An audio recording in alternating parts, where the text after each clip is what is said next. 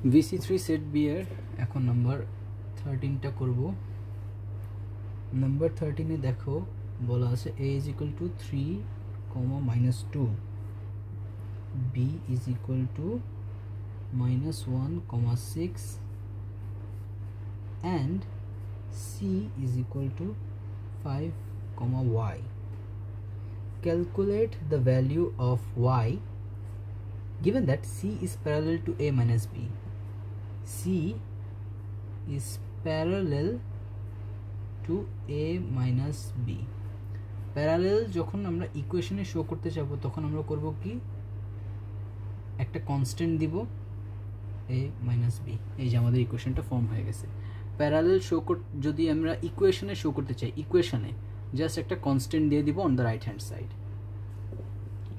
এবার ভ্যালুসগুলো একটু বসাই। k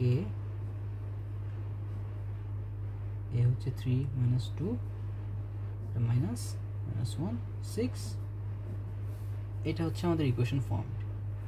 সো 5y 5y থাকবে, k এটা আসে কত, +4 -8 k k জায়গায় থাকবে। এটা হচ্ছে a - b আসলো আমাদের। এবার এখান থেকে আমরা আবার আলাদা করে ইকুয়েশন বের করতে পারবো, যেমন 5 is equal to k into 4। এটা কি বোঝা গেছে? এই যে এক্স কোঅর্ডিনেটসগুলো আমরা দেখতেছি, এই কে তো দুইটার সাথে মাল্টিপ্লাইড হবে, এটা হচ্ছে 4k আর এটা হচ্ছে -8k।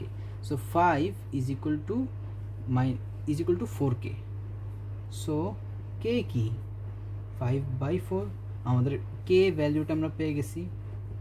এবার y is equal to k into -8, so -8k, তাই না? y is equal to -8k এর ভ্যালুটা আমরা এবার ইনপুট করব।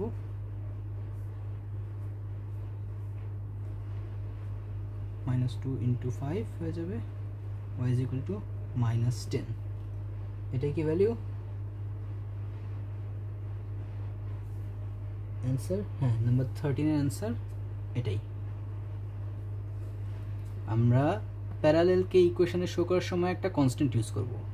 কনস্ট্যান্টের জায়গায় থাকবে a - b টা আমি করলাম, a - b এর ভ্যালু যেটা আসছে এই k কিন্তু এটার সাথে মাল্টিপ্লিকেশন রিলেশনে আছে। সো যখন আমরা x কোঅর্ডিনেটকে ইকুয়াল ধরতে যাব তখন 4 শুধু 4 না, ইটস 4k। y কোঅর্ডিনেটকে যখন আমরা ইকুয়াল ধরতে যাব তখন it's y is equal to -8k। এভাবে করেই k এর ভ্যালু সাইমালটেনিয়াস ইকুয়েশন, মানে দুইটা ইকুয়েশন ফর্ম করে, দুইটা সেপারেট ইকুয়েশন ফর্ম করে আমি y এর ভ্যালু বের করলাম। এটা বলতে পারো 1 একটা ভ্যালু, এই ভ্যালুটা এখানে তুমি পুট করবা, এইখানে পুট করলে আর কি চলে আসবে। That simple. এটা হচ্ছে number 13 of VC3 set B. কেমনে প্যারালেলটাকে ইকুয়েশনে আমরা রিপ্রেজেন্ট করব আর কেমনে ওখান থেকে রিকোয়ার্ড ভ্যালুটা বের করব। I hope math is clear. So this is number 13 of VC3 set B.